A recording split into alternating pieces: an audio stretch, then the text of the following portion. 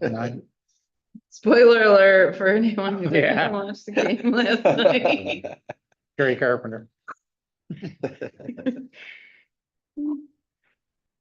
Okay, we are recording and live streaming when you are ready, Mr. Okay, Carroll. I'd like to open Human Resources and Public Works, call it to order, a committee to order.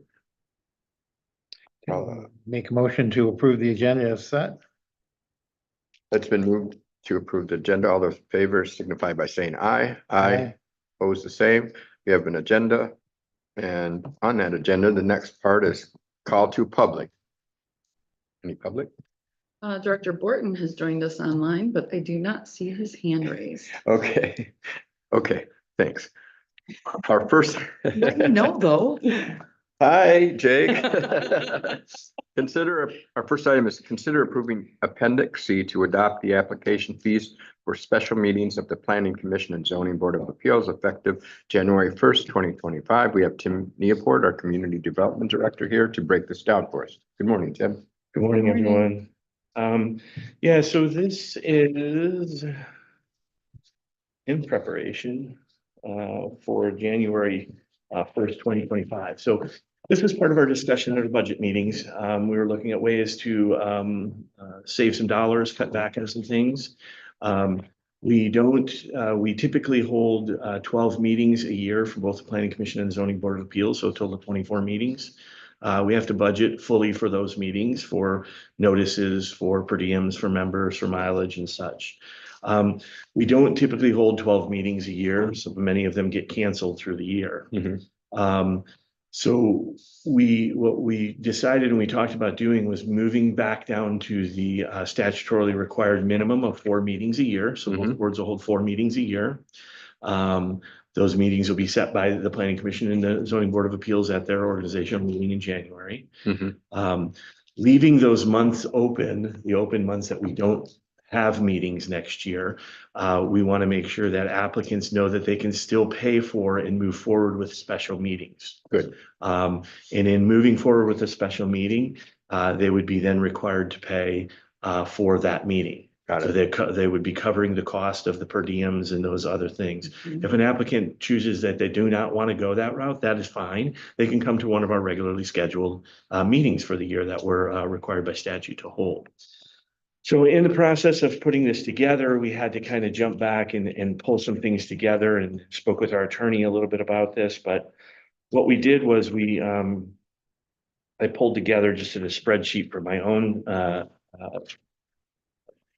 peace of mind, all of those functions that we run. We went back into our previous cases to see what we're paying on average for mileage per member, what we're paying for per diem. And so what we did was we pulled together the per diem, the mileage, our mailing costs, and our notices, whether there was a single notice that needed to go out or whether there was a double notice that needed to happen, which in some cases do. And we came up with an escrow dollar. And so this basically Appendix C is setting the escrow fees for both of those boards.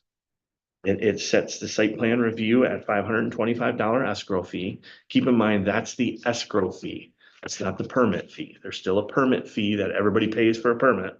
This is the escrow fee on top of it to cover those other costs that we would not be covering in a special meeting, that we didn't budget for in a special meeting.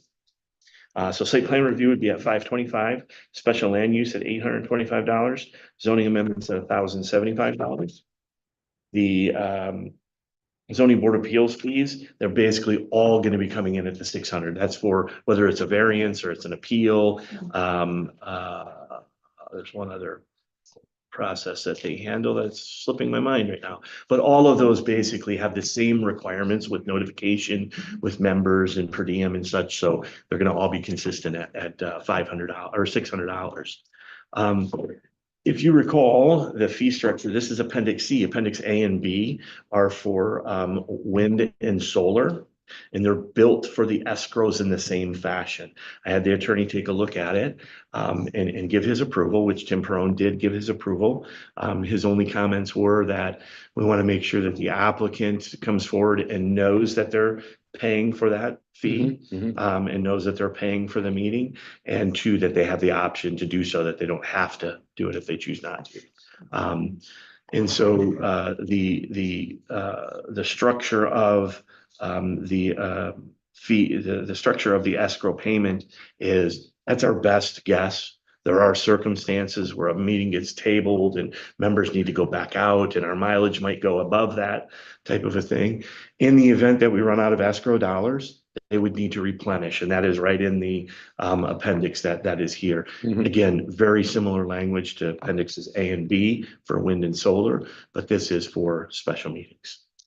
I'm glad this could be happening because, you know, developers, projects, can be at any time. And so, and they need to meet certain deadlines for, you know, labor and Yep. parts and all that stuff. So, and I'm sure they'd be willing to do this just to keep going and make their, enterprise successful. Yeah, I believe that, you know, we're not really taking away somebody's opportunity to come and meet with the board, Mhm. or that monthly potential for meeting with the board. Mhm. It's just 8 of those months. If you don't want to come to one of our regularly scheduled ones, you're covering your escrow.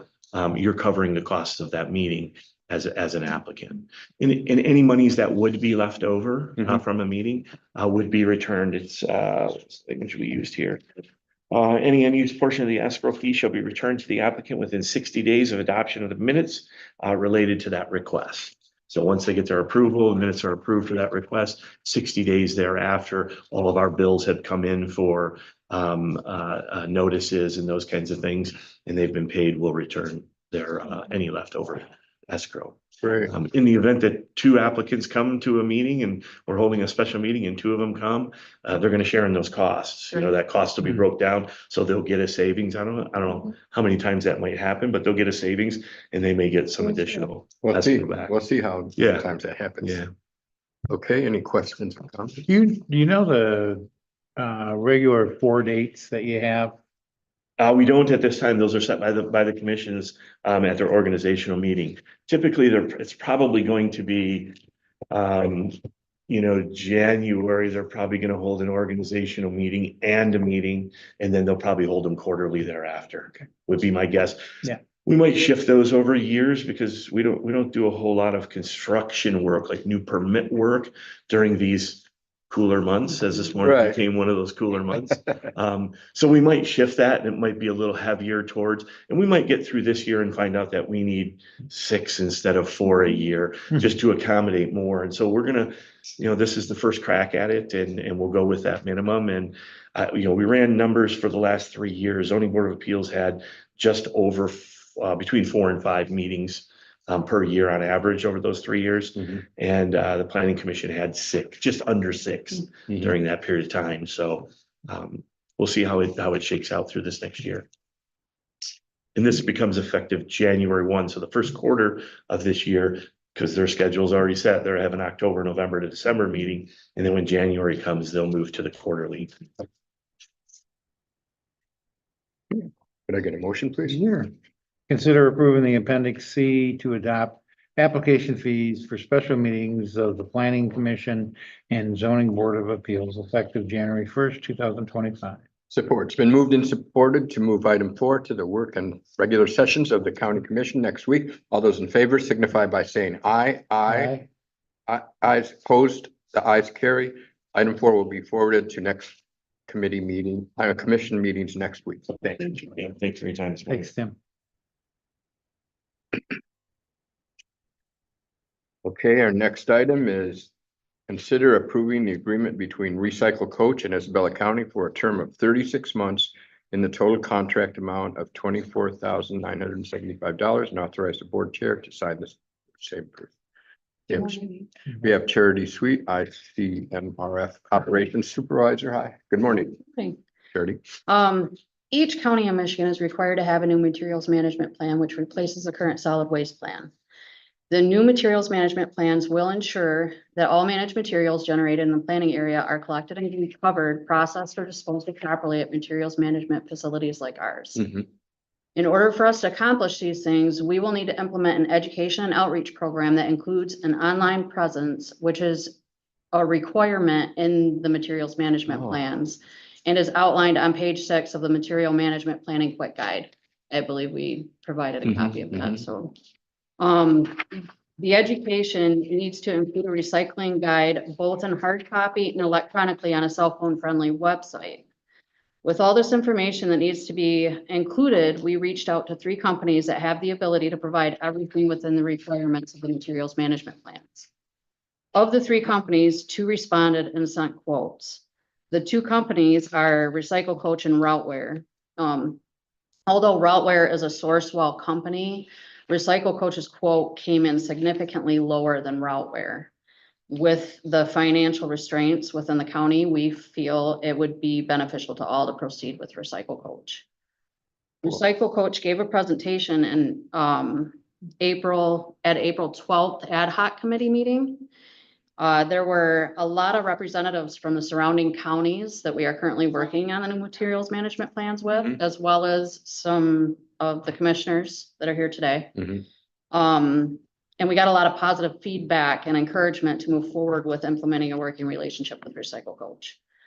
On October 23rd, 2023, we gave a presentation ahead of the 2023 Michigan Sustainability Conference, where we received an award for the best overall I2P3 pitch that came with $10,000 in award money. Working with Recycle Coach would allow for us to provide a service to the Isabella County residents that would give them a tool to use to guide them with their recycling efforts, and we believe would be the best use of that award money. Using the $10,000 award funds, it would leave no financial impact for fiscal year 25. And so for the first year, there would be $0. For year 2, it would be $6,075, and for year 3 would be $8,900. Mhm. So the award money is more than enough to cover for the first year of services. Beyond the $10,000, we would utilize 2% funding we received from the Saginaw Chippewa Indian Tribe.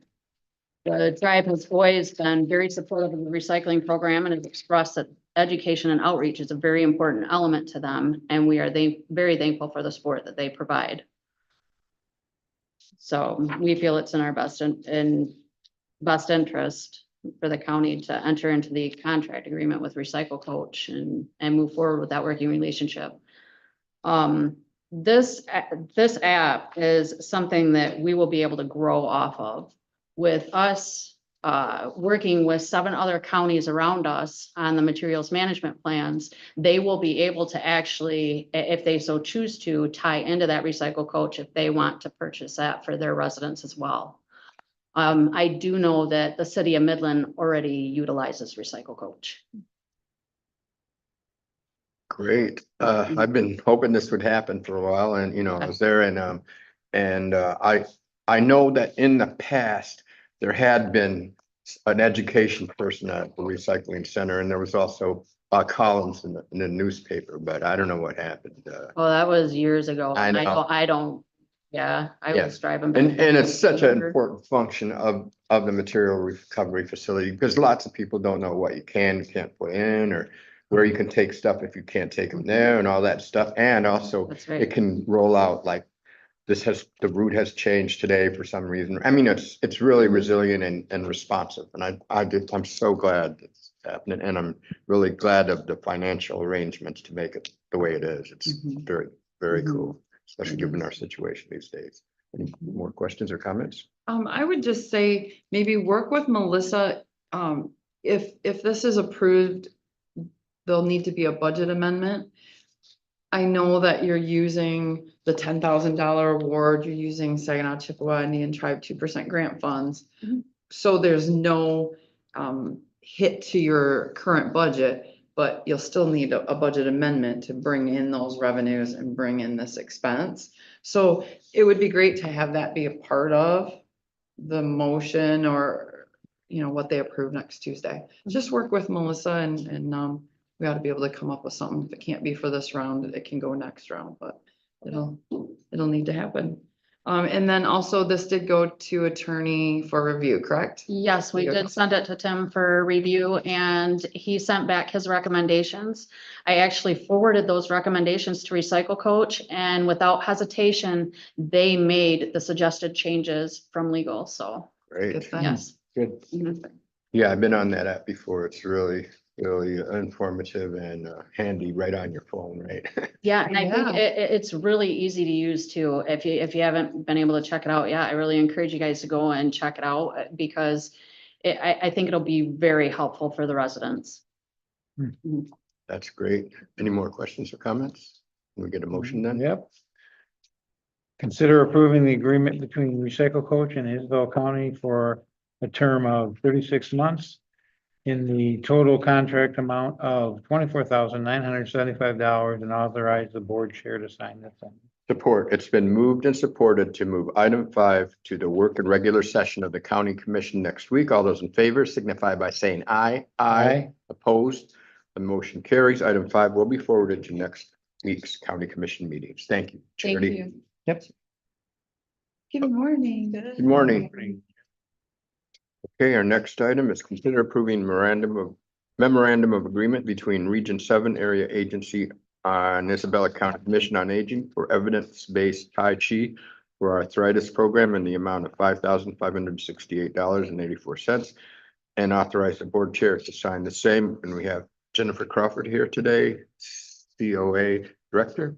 Hi. Good morning. So this is a program we've been fortunate to be a part of for several years now. So through Region 7 Area Agency on Aging, they receive the Title III funding through the Older Americans Act, which can be used for evidence-based programming. And our Tai Chi program has been or is on that list as one of those types of evidence-based programming. So through this program, we're able to provide the program like we normally do. And Marcy, our activities manager, has to go through the steps in order to get the funding back from them. We have to do surveys and turn in all the different forms and reports that they need. But with that, we're able to receive over $5,500 for providing the program. And it is such a popular program here. We have just an amazing instructor and it's a busy room when he's here. Yeah. I know, I'm a diabetic and I learned that, Tai Chi helps you reduce your blood sugar. So I might be taking that one You too. should. It's very popular. Yeah, it's a great class. Okay, any comments or Yeah, questions? good program. How long has we been doing this? This has been, The Tai Chi or Tai the Chi. Tai Chi? Oh my goodness. I think it's been going on for many years before I came on board. Yeah, So I don't that's the even thing. know. since I've been here, it's been there. And we've had the same instructor and I just can't tell you all the positive comments we get regarding him. And even if some folks go they go south for the winter, he even sends them with stuff to good. help them like continue on their Nice, journey. And it's so nice, nice. nice. Yeah. Yeah, I'm sure after you do it for a while, you can just do it on your own too, you know, when the Mhm. occasion arises. Okay, Okay, consider approving the memorandum of agreement between the Regional 7 Area Agency on Aging and Isabel County Commission on Aging for the evidence-based Tai Chi for arthritis program in the amount of $5,568.84, and they're authorized the board chair to sign the same. support. It's been moved and supported to move item 6 to the work and regular sessions of the county commission next week. All those in favor signify by saying aye. Aye. Opposed, the same. The motion carries. Item 6 will be forwarded to next week's county commissioner meetings. Thanks. Okay, our next item is consider approving the Region 7 Area Agency on Aging contractual agreement with Isabella County and other required documents for fiscal year 2025 and authorize the board chair to sign the same. What's up with this, Jen? So this is our annual contract that we have with Region 7 that helps provide funding for both our in-home and our Food with Friends programming. So the total amount is $270,712, which is about 20% of their respective budgets. So the rest we supplement through local funds. But this is our 52nd year, consecutive year with Region 7. It's very important for us. It's really crucial funding for these programs. And so we're really fortunate to to be recipients of this funding Right, this happens every year, right? every year. Yep. Any other questions or comments on this? No, We get a motion? you sure can. Consider approving the Region 7 Area Agency on Aging contractual agreement with Isabel County and other requirement documents for the fiscal year 2025 and authorize the board chair to sign the same. Support. It's been moved and supported to move item 7 to the regular and work session of the county commission next week. All those in favor signify by saying aye. Aye. Opposed, the same. The ayes carry. Item 7 will be forwarded to next week's county commission meetings. Thank you. Thank you. You. Okay, our next item is consider adopting the 2024 drain tax apportionment for Isabella County. Whoops, sorry. Consider, what? 8. Okay. Yeah, right, okay. Consider accepting Isabella County Drain Commissioner's 2024 annual report as presented and file the report with the county clerk. We have Robert Willoughby, our drain commissioner here to break this down for us. Hi. Hello. Moving really fast today. Me neither. We had a nasty car accident Oh. on the weekend. Oh, wow. I'm sorry. Got nice straight across the seatbelt. Those things can bite. I hope everybody's okay. Got the list here. These are just the drains that we're assessing this year. Your portion and all that. Mhm. Little better news than you had for us last year, as I recall. Pardon? I said, this is a little better news than you had for Yeah, us yeah. last year, as I recall. I don't think we have any new drains on you in the project. We're gonna have a couple next year, but these are all, a lot of them are from our days of review that we have to correct the rolls in the bound drainage districts. Mhm. A lot of them are from that, and then the drains that have, we're just straightening out our books. It's coming along very well, actually. Good. And so the total is $1,779,531.34. I believe so. Okay, Yes. And the county drain at large, you can find on this page, it's close to the end of his report. mhm. And there's a column that says county drain at large.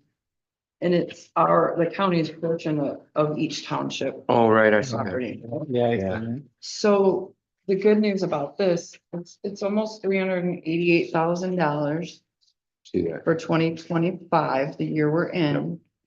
The good news there is in our zero base, we haven't even got to tell finance committee this yet. In our zero base budget, we budgeted 440,000 Oh, cool. because that's what the trend was looking like. So we'll have to have a good discussion with the drain office about where that number might go in the future, but It's hard to predict. it is. So you know. it That's a is. pretty good Last year we shot at sat it. in this seat and I think it was an $80,000 addition Yep, to. if I do what a we had couple new budgeted. drains during, Mhm. projects, yeah, that's gonna go up. And then, like I say, I've got 2 coming. See, and it's important to understand that correlation.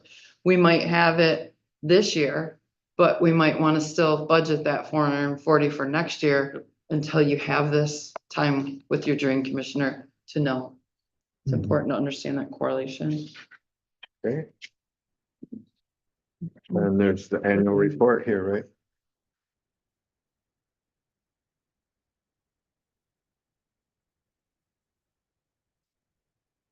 Yeah, I think that's just all the numbers of how they arrive at the assessments.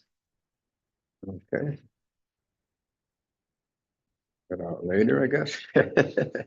Any, Anything you want to point out about the annual report? The only thing I wanna, I've got with Fahey and we are straightening out some of the old drains that have been, things that they put on the back burner through, and we're getting those all clear. We've had drains that they didn't get assessed because of the roll incorrect in the roll or discrepancies, and we'll next year, we'll get that next year. Well, there's some of them that were from way before I was even the drain commission. Oh, And they were carrying like $800 balance or something, and that. Your inheritance. You add all those up, and that's, that $800 and all these little, you add those all up, and that's out of our revolving. We need to operate on. Mhm.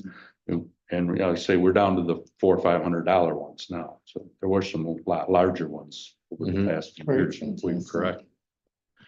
It's coming along. Okay, In and out. consider accepting the Isabel County Drain Commission 2024 annual report as presented and file the report with the county clerk. Okay, it's moved and supported to move item 8 to the work and regular session of the county commission next week, and all those in favor, can I get all those in favor? You already said that. Okay, all those in favor signify by saying aye. Aye. Opposed, the same. The item passes, and item 8 will be forwarded to next week's county commission meetings. Okay, our next item. Weird, okay. Okay, our next item with drain commissioner is consider adopting the 2024 drain tax apportionment for Isabella County tax billing. Right? Okay. Same numbers as in your report. This is just the official She's the chair. dollars being For sure. assessed to each drain. And where it's located is in township. And then what the county portion is. Okay, any more questions on this Now, item? pretty straightforward.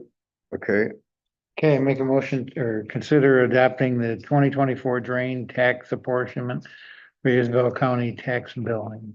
support's been moved and supported to move item 9 to the work and regular session of the county commission next week. All those in favor signify by saying aye.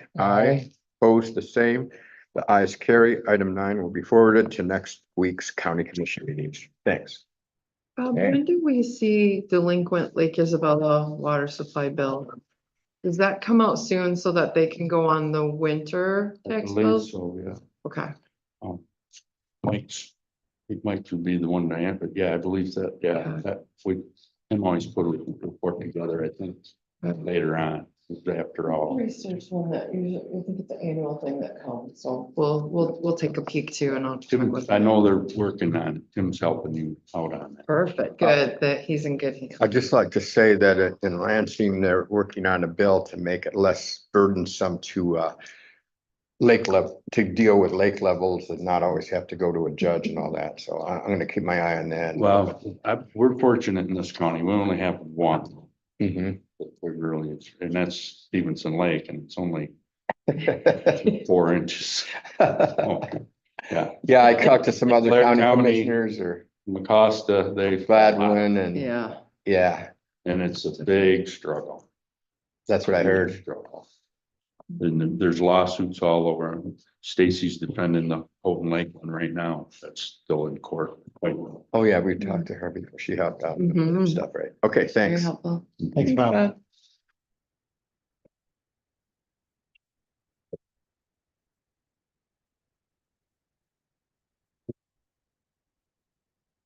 Okay, our next and final item is consider adopting the proposed Isabella Parks and Recreation Commission rules and ordinance revisions and fee modifications effective immediately as recommended by the Isabella County Parks and Recreation Committee.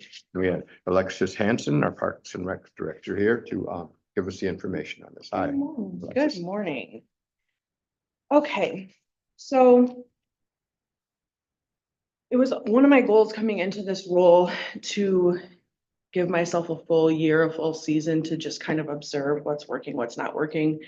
And then make some necessary adjustments. And so now we just closed the campgrounds last weekend, this most recent weekend. And so we've had that opportunity to just kind of observe. And we also, if you recall, last year did our master plan, which allowed us to absorb a lot of public input during the millage lead up. We got a lot of public input towards our department as well. And if you notice, the park rules and ordinances, I put this in the report, but you can also see it on the front cover. It had last been revised, July 28th of 2011. So over a decade with these same rules on the books, and obviously the world changes, right? Definitely a lot. So not only are we bringing forward this most current round of revisions, but we're gonna make it a goal to do an internal annual review and then probably do revisions at least on a 5-year revolving window, to keep these always current. So I will say, and I want to be really clear for the board and for the community, none of the rule and fee modifications that we're bringing forward are having a financial impact on our community members who just want to use the parks on a day-to-day, go for your hikes, go to the beach. All of our revisions and fee modifications are very specific to certain scenarios. So this isn't going to have a huge impact on our community members and their interactions with the park. I want to go into the conversation with that being very clear I up think front. that's who we want to be. Yes. I think that's a good. And that's our goal is that we stay accessible for our community members. So with the rules and ordinances, nothing life-changing, just some things that needed to be addressed based on all the research and feedback that we gathered. So just flipping through, we did end up adding 2 definitions to help clarify our rules. So we added a definition for temporary structure and we added a definition for sewage, which will help with clarity for some of the new rules that were added into this. I should add page numbers to this document, but the first changes were in section 10 in our swimming, bathing and wading section. We changed it to a really old and almost comical, outdated rule about bathing suits. We think the intent there was this to be a family environment, but we felt, like I said, it was almost comically specific. Yeah. So we're updating with some language that just talks about not appearing in a state of nudity, making indecent exposure, engaging in obscene, lewd, lascivious, or indecent behavior. I think that hits that same intent, but it covers more things and it's less oddly specific. And then we did have an incident this year where someone had set up a temporary hot tub in the park, and based on a lot of management factors and the industry standard, we have implemented a new rule that portable hot tubs, portable pools will not be allowed in any park at any time. So weird. Yeah, I mean, there's a lot of risk factors there, and it's just something that we would rather not open ourselves up to. Okay, so and then in our camping section, we had again some kind of weirdly specific and sort of outdated rules related to the occupancy, such as it had to be one family consisting of father, mother, and unmarried children. Oh, And then not allowing more than 4 unrelated persons to occupy a campsite. And so again, just very outdated, specific and unnecessary. So we struck those rules and we just replaced it with something very straightforward, which was that you shall not exceed the maximum site occupancy of 6 people per site. With the unwritten caveat that we're going to direct folks who have a larger family, if you have 5 or 6 children and you're going to be over that occupancy, but it's just your family unit, they can get special permission from us to obviously have all of their children on the site with them. Based on some situations that happened at Coldwater Lake, we also added this camping season, we also added a very clear rule using health department language regarding the discharge of wastes. So that rule number 4 with the waste of any type, including gray water and black water, we're addressing that with, like I said, language taken right from the sanitary code of our local health department. Just to make that extremely clear for our campers, what the rule and expectation is from us and for our health department, and that protects our licensing, because as the property owner, if there are sanitary code violations, it's actually our responsibility, not the individual camper. Oh. So we really wanted to address that. We're also putting this language out within the campsites as well, so that it's really easy information for folks to access. And then the last change to this section was to change a rule number 6. essentially the same, but with a tweak that makes it easier to manage at a staff level and then also more flexible for our campers. So now we're allowing 2 motor vehicles, 1 primary camping unit plus 1 additional soft-sided temporary structure in place of a small 50 square foot tent. What that does is it allows them to have a canopy or a second tent for camping or, you know, a canopy that they want to have their picnic tables and their food under. And it makes it easier to enforce by taking out that unnecessary 50 square foot rule. And then, like I said, we defined temporary structure in our definitions in case anyone thinks, well, that's language doesn't make sense. What does that mean? It's in the definitions. Good. So I'm trying to go through this quickly Sure. but thoroughly. So Right. You're fine. Section 16, if you flip forward, we had a meeting actually where we invited all of our seasonal campers to come out and talk to us at one of our regular meetings, and we had an amazing turnout. I think there were close to 30 individuals that came. And one of the concerning conversations was that there were young children flying around the park on golf carts Ooh. or side by sides. Obviously, once that came to our attention, we thought that needed immediate remediation. And so we looked at what are the state laws, what are the local laws, and what do we feel comfortable with as an organization. And so we've introduced some new rules. We've retitled this section from motor driven vehicles to encompass also recreational vehicles and golf carts. And then we added some language to the effect that in order to operate a motor vehicle in the parks, you need to be a legally licensed driver with insurance. That covers us from a risk standpoint, and it's much safer for just the individuals who are using the park. And it also introduces a secondary insurance into those scenarios where obviously the parks are insured, but if something happens with one of those vehicles, that driver is a licensed legal driver. So that protects us in that way as well. We are requiring that they be registered at the park office. So if that vehicle, and actually, this came up at our Parks Board meeting, we may strike that where it says annual vehicle permit, but they will have to have a vehicle permit affixed. And we will have then their registration or whatever information we have. So if there's an incident, we can trace the individual back to that vehicle. Rule number 5, we're banning the operation of these vehicles during quiet hours. If you're in a tent and a side-by-side goes by you, it's pretty loud and disruptive. And also we think that will limit the risk of having kids running around on them. Just by saying, you know what, at quiet hours, those recreational vehicles need to be put away for the night.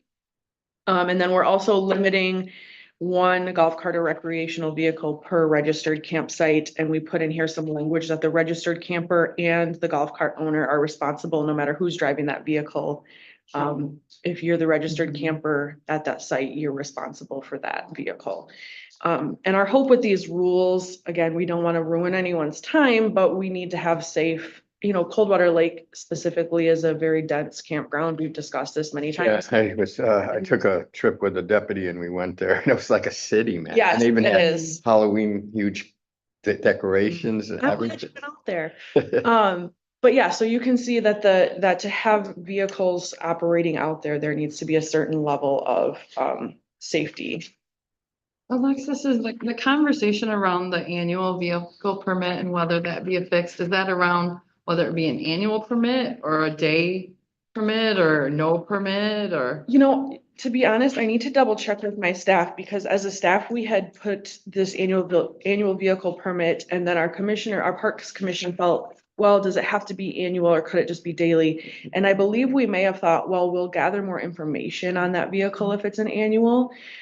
So what I would like to do, if it's okay, is prior to Tuesday, if these move forward, I can clarify that point and I'll have it updated. Okay. So that if that question comes up. Oh, that's a good idea. Good idea. We can have that clarified. Okay. I Any do other? think they should have a permit, you're classifying with other motorized Oh, yeah. vehicles with it, so it does make sense that they have a permit, certainly when. Absolutely. And even if you come in and you have your boat with you, you're getting a watercraft permit for that boat. So why would you not have Exactly, one for the yeah. Yeah, Consistent. So flipping forward, section 26, We did add a rule in our littering policy about confetti Oh, simply because it's covered, if you rent a pavilion from us, it's covered that you're not to use confetti or glitter and things that kind of just are impossible to clean up. But say you just show up and there's an open pavilion and you use it and you haven't done that rental agreement, this covers it in our regular ordinance so that if you haven't gone through that rental agreement process, it's covered in our regular ordinance. The skating was highlighted only because we were debating if that needed to exist still, and we did decide to leave it in there. So that is the updates that we have. Like I said, nothing earth shattering, but just a nice work through of some things that needed to be addressed. Those were unanimously supported by the Parks Commission. They did vote to adopt it pending board approval. And so if there's no other questions, that's kind of it for our rules and ordinance revisions. Okay, so then we well can done. say, Well done. Yeah, I mean. very this is- thorough. Yes, and to take such an in-depth look. we also, Here is impressive. well, we wanted to, I kind of just wanted to get out in front of some things, and we are going to also just, another note on this. We're gonna make a red line document available, publicly once this is approved, so that they can see that change and their attention will be drawn to what's new. And then probably a year down the road, we'll just format this as a regular document and it'll be out there, but we want to make those changes really clear for people. Good. Because we know we have people who have been using the parks for years and years and years. So moving on to our fees, the fees and charges sheet, the changes are highlighted, should be highlighted in yellow unless you didn't print in color, then they would just be highlighted. It would be this sheet right here. Got it. And I also annotated on the side so that you can see, they're all at the bottom of the page in our miscellaneous fees section. Again, these do not affect our normal day users or even just our nightly campers. These are very specific fee changes. And so the first one that I want to talk about is our mooring fee increase. So at Coldwater Lake Family Park, we have 7 mooring posts. We have a large section of first come, first serve, and then we have 7 of them that you could specifically reserve at the beginning of the season. And then it's basically as if you own that mooring post. It's almost like purchasing a slip, right? You have access to, they're right near the boat launch and you have that spot on the lake all year. So for folks who don't live on the lake, it's a really attractive benefit that they can take advantage of. We only have 7 though. And as of when this staff report was put together, we already had 27 folks on a wait list. Get those on top of the 7 that are using them. Wow. Last year, I believe it was even more. I think we might have had in the 50s on a wait list. Mhm. So this is a very in-demand resource, and we're on an all sports lake, you know, so for people who want to get their pontoon or their speedboat out, it's really an attractive thing. So what we did was we looked at the demand for it. We looked at what other municipal park systems are doing, what other state park systems who have these type of lakes are doing. And we found that our fee, which currently was $100 if you camped for 2 nights, or $150 if you weren't camping for any nights of the season, was woefully low, to be honest. Some parks are charging over $1,000 for this type of resource. Now, we're not out to just profit on the backs of our users by any means, but there are some behaviors associated with these posts. I bet. If you think about it, for $150, we have some folks who the thought process could be, well, I'm probably not even gonna use it, but for $150, I wanna keep my spot. Well, then we have 27 people on a wait list who would be dying to use it. And so almost in a way to deter that behavior, we think that a fee increase is necessary. And then also I did some math on this fee change sheet. This is only going to bring in an additional, if we rent out all 7 at this additional $500, it's going to bring in an additional $2,450. If you think about the fact that, as I outlined here, we have roughly 40 hours of staff time into putting out our boat launch, putting out these mooring posts, taking all that in at the end of the season, putting out buoys. We also, in 2024 and in the past and into the future, we're contributing in partnership with the Coldwater Lake Association and with, I think the tribe kicks in on it as well. And then there's some grant funding, contributing $2,500 to milfoil removal, which is this really gross weed that kind of takes over the lake. It kind of makes this mat that is hard on your propeller and it's not great to swim in. And so to make the lake a pleasant place for our users, we're contributing to those sort of efforts as well. So this increase, it's not going to change the financial picture for our organization as a whole, but it's going to contribute, it's going to help kind of cover those costs of keeping the lake clean, and our staff time to make that resource available for people. Any questions on that? If not, I'll move on. I don't want to be too long with No, that. the only thing is there any way of increasing? Do we have the room or land or? That's a big conversation that is ongoing because we get that request a lot. And what we're doing is we're looking at the lake frontage that we have, the amount of space needed for a boat to comfortably moor there. And then also from a management standpoint, how much can we take on in terms of how many people we have using this resource? We're not quite there yet to add more, but it is certainly a conversation that keeps coming up. And that's feedback that we got from the public as well. We haven't determined if we can add more right now, but we're kind of working on that research. That's a good question. Yeah, it is. And it's, like I said, it's a question that keeps coming up. Okay, anything else on the mooring post? So the next two that I want to talk about are new fees, and they have to do with what we refer to as extended stay camping, which would be our full season campers or our 30-night to 45 night. And then we have a category that's 46 to 90-night campers. So those campers, they're in a sort of grandfathered in system, and then there's a lottery that takes place if those who are in that system choose not to return. They also get a discounted rate, and there's a limited number of those. There's 35 sites for seasonals, and then there's 20 for those 30 to 90 nights. So it's a program where they're getting first pick of the sites in the park, they're getting a discounted rate, and they almost have that surety of, as long as I keep returning, I know I have my site. And what we're seeing happening, so we offer two options. You can pay in full up front, or you can go on a payment plan. And so those payment plans, if you're a seasonal or a 90-night stay, you get 4 months to pay. And if you're a 30 to 45-night stay, you get 3 months to pay once we make all those selections. Kind of like public radio, like sustaining and all that. Yes, exactly. I mean, and for us, there's no problem with having the payment plan, but what we've seen a trend of, and I witnessed firsthand this past season, and we did the numbers on it. We have basically, well, right down to the minute, from what we averaged, 26.26 hours of staff time wrapped up into creating the invoices for these payment plans, calling folks. So this can't be processed through our online reservation system. It has to be handled internally by administrative staff. And, you know, they've marked it all out for me almost to the minute of how long they're spending with email follow-up, phone call follow-up, phone calls to process these payments, time spent to track all this in a spreadsheet, time spent to create these invoices. And so by allowing that payment plan, obviously it's nice for those who are using the payment plan, but it's creating this huge amount of extra workload for our administrative staff. So one way that we want to recoup some of that, and again, keep in mind, this is only related to 50 users of our system who are taking advantage of a special reservation program. And they still have the option to pay up front. And they still have the option to pay up front. So if they don't want to take on this fee, they can pay up front.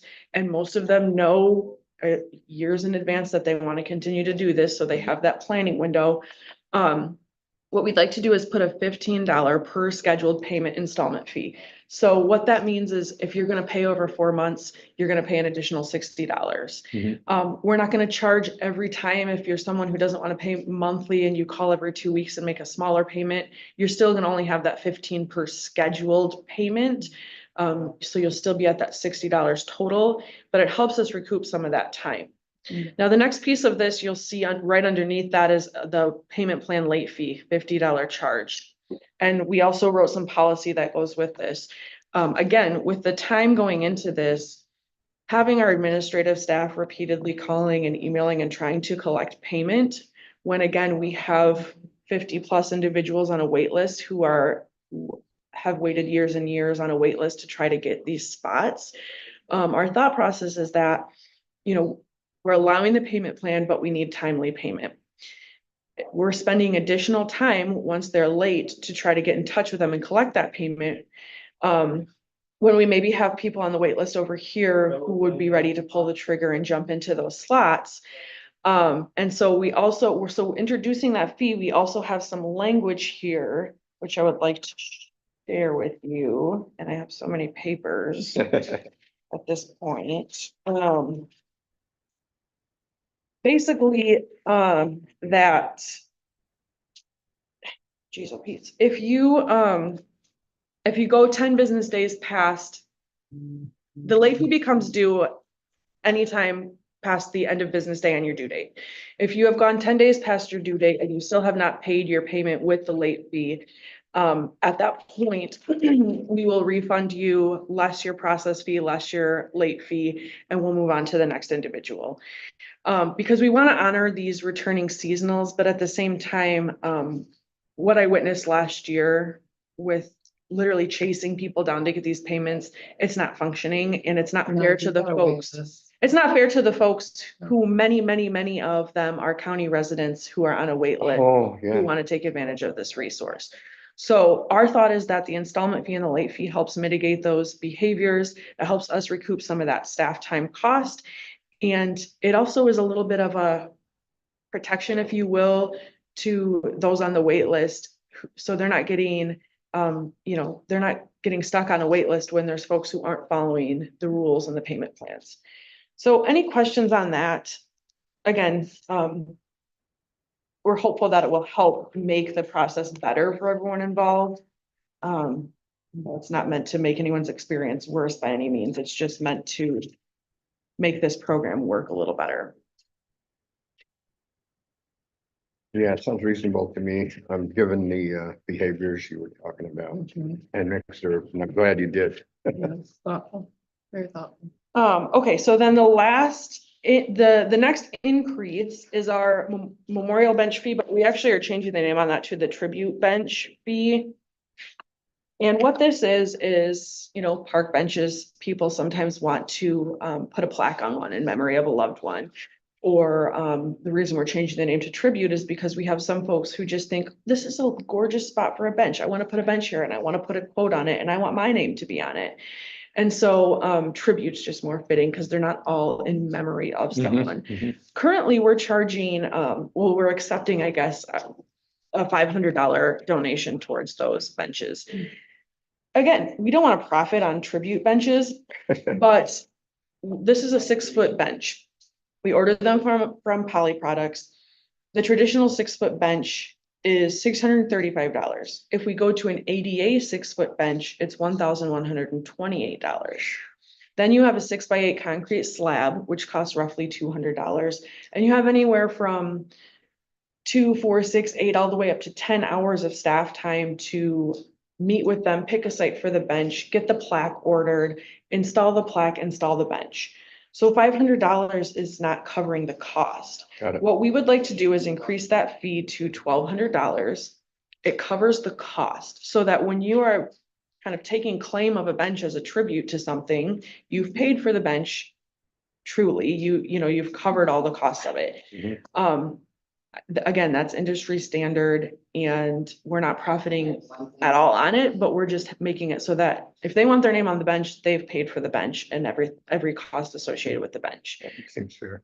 So that one's pretty straightforward. We just want to recoup our costs on a tribute bench. Any questions on that No, one? no problem with that. Okay, and then the last one, something new that we would like to introduce is an RV dump / fill fee this is for non-current camp users. So if you're camping in the park, of course, use our water, use our dump station.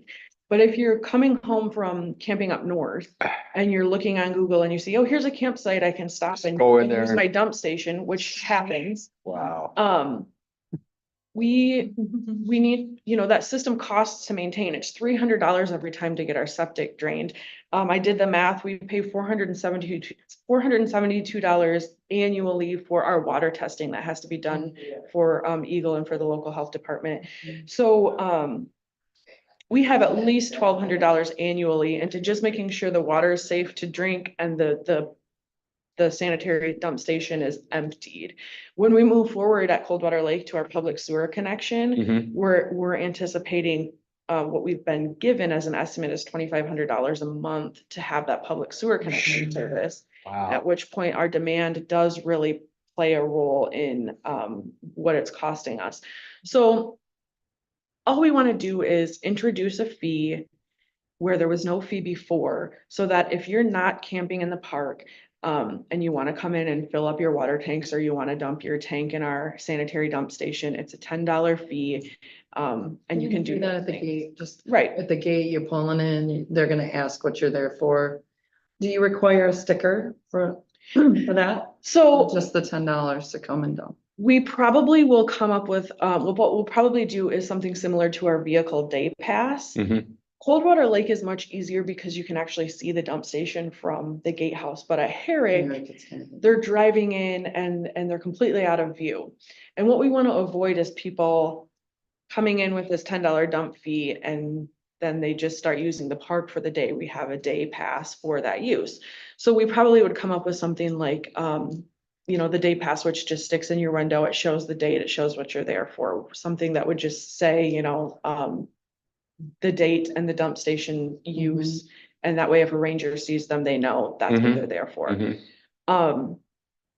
So, and that's easy enough to do. We would add this as a point of sale item in our current online system.